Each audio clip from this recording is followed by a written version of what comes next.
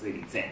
И продукт на годината в нея е комплект с лифтинг действие No Wage Ultimate Lift на компанията Oriflame. Наградата ще бъде господин Билет Бостов, управител на Oriflame България.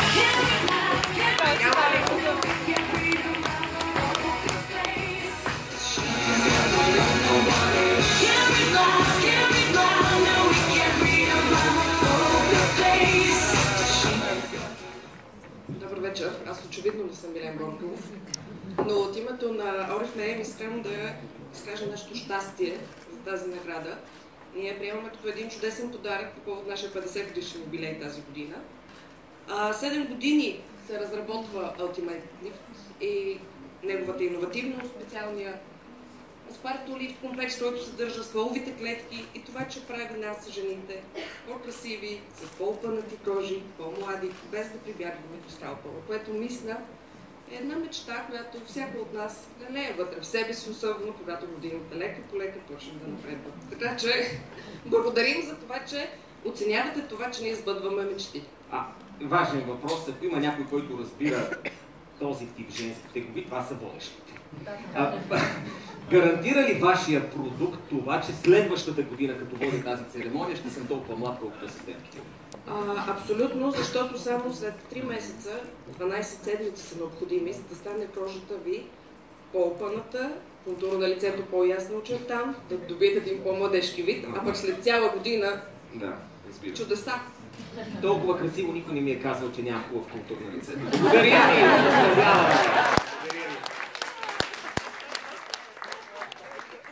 Така, сега, отново следва томбола.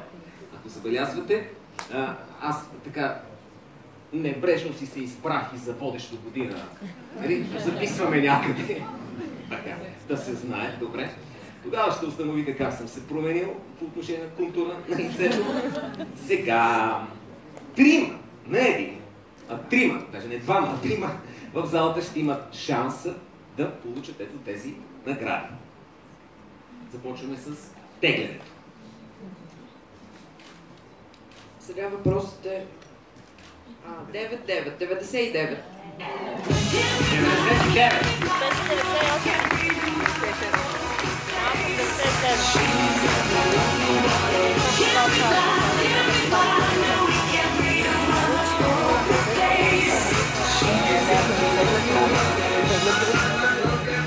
Понеже някакъв казус ли възниква с 79? Не, във вас да сте вие. Вярвам ви напълно. Моля ви. Нямате нужда, но заповядайте.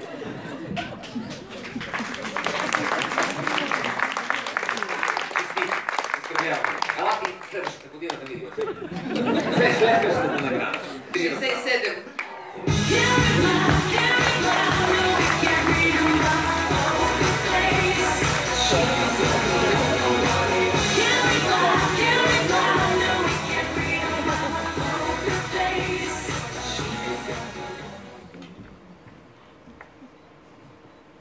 И 20.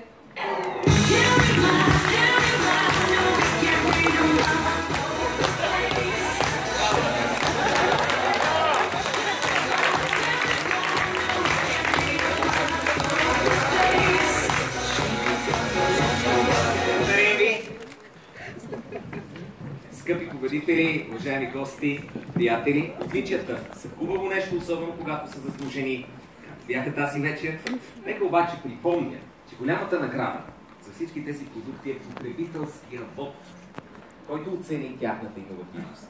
Да благодарим на потребителите за високата им взискателност, която захранва новите идеи